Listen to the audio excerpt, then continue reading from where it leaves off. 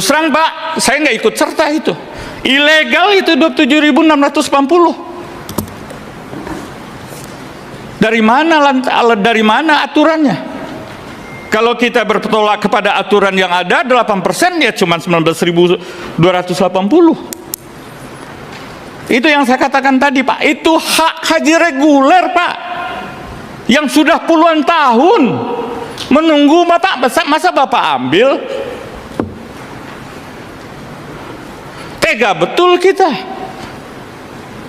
Puluhan tahun mereka menunggu Pak. Lumayan 9.000 orang akan berangkat itu. Bapak berikan kepada orang yang berduit berangkat haji. Saya nggak ikut-ikutan Pak. Ini rapat kita. Tadi saya sampaikan, saya masih berkotak-katik masalah kuota haji. Sebab menurut saya kuota haji ini, pertama sudah tidak ada tambahan kuota haji di dalam kesimpulan rapat. Yang kedua, saya kasihan Pak melihat haji reguler 11 tahun sampai 48 tahun mereka antri. 5.300.000 orang sekarang yang antri tentang kuota haji itu Pak. Pertanyaan saya adalah, ketika draft Bapak terima dan Agama Republik Indonesia, betul? Apakah ada upaya yang dilakukan oleh Kementerian Agama untuk memperjuangkan satu, ya Pak ya, tentang haji reguler, tentang haji reguler. Yang kedua, apakah Kementerian Agama ada berupaya, Pak, kami sudah mempunyai keputusan rapat, kesimpulan rapat dengan DPR, kami nggak mau terima itu karena kami mengikat berdasarkan pasal 98 ayat 6 ayat 7 ayat 8. Ada nggak disampaikan itu kepada Kementerian Haji Arab Saudi? Ya Pak. Ya. Ya, yang ada dalam beberapa kunjungan itu diskusi tentang operasional haji yang kaitannya dengan peningkatan layanan kepada jamaah. Misal dibahas tentang, bisa digedein nggak sedikit nih, nggak kedengaran ya? Kan bapaknya kurang maju. Oke. Halo Pak. Kalau khutbah gitu loh Pak Dokter. Makasih Pak. Jadi dalam beberapa pertemuan diskusi dengan pihak Kementerian Haji, baik yang formal maupun informal, itu misal dibicarakan mengenai mekanisme pergerakan jamaah dari Arafah menuju Muzdalifah dan Mina. Pak, jangan bicara itu dulu. Ya. Yang saya tanya Bapak Nasrullah, saudara saksi, adalah apakah ada upaya ya pemerintah negara ini Pak berpihak kepada rakyat kecil, kepada haji reguler, untuk memperjuangkan bahwasa, ya saya ikut alur pikir Bapak nih sekarang. Siap. Bapak kan mengatakan bahwa 213.000 seorang ngelundung aja 230.000. Di sisi lain ada kesimpulan rapat ini Pak. Bapak terikat nih dengan kesimpulan Bapak, kan ada di pemerintah sekarang. Bapak terikat nih kesimpulan rapat ini. Disampaikan nggak oleh Gusmen atau oleh Profesor Latif selaku Dirjen Haji kepada pemerintah Arab Saudi, disampaikan nggak, Pak, kami nggak bisa terima itu Pak, kami terikat nih kesimpulan rapat ini, ada nggak? Secara spesifik yang seperti Bapak sampaikan tentu tidak, tapi bahwa ada upaya untuk memperjuangkan kenyamanan bagi jamaah reguler tadi yang saya sampaikan, misalnya. Nah, oke, ya. Sip, ada upaya. Ya. Upayanya itu dalam bentuk apa? Tertuliskah, lisankah? Yang lisan ada, yang tertulis misalnya seperti konsep murur Pak.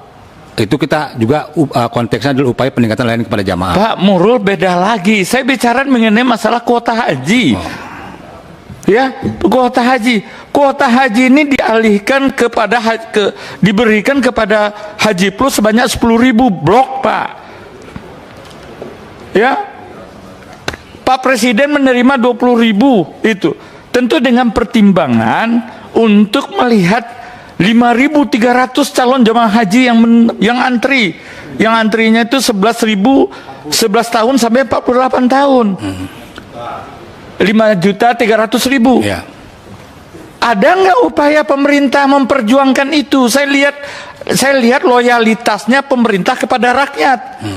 Itu yang saya tanya ke Bapak. Jangan ngolor ngidul kemana-mana ke apa segala. Nanti lagi saya tanya itu. Ya. Ada porsinya.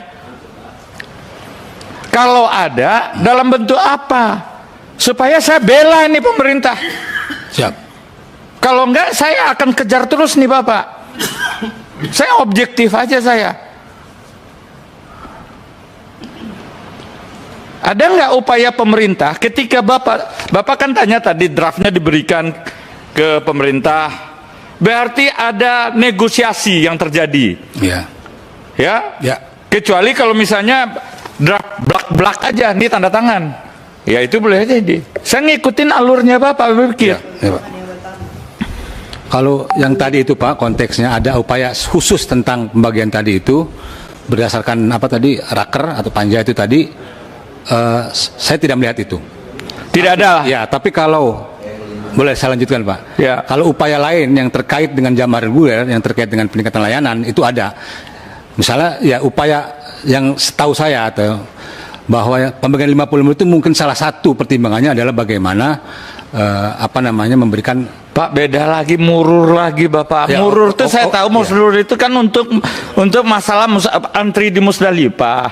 Ini kita bicara tentang pelaksanaan hajinya nanti Pak. Oke. Ini kita bicara mengenai masalah kuota haji dulu. 24 tidak ada Pak yang seperti ini Pak.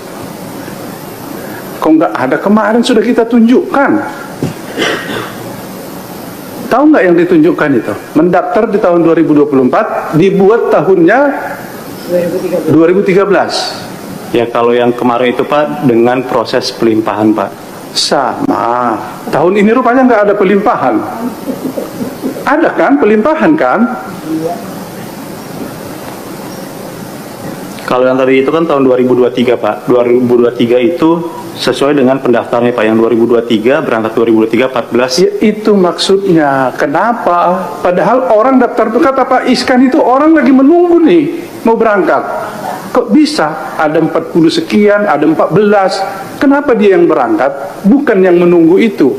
Nangis loh dia menunggu. Menurutmu tidak mendaftar dia.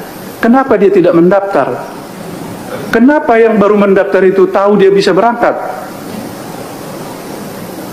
Oke, kau punya peraturan, tapi kenapa dia tahu si 14, si 45, si 46? Kok tahu dia yang berangkat? Padahal dia baru mendaftar. Kenapa bukan yang keluarganya Pak Iskan berangkat? Mau bayar 2 kali lipat pun keluarganya Pak Iskan bisa berangkat. Apa yang terjadi? Siapa yang menghalo-halokan ke orang itu?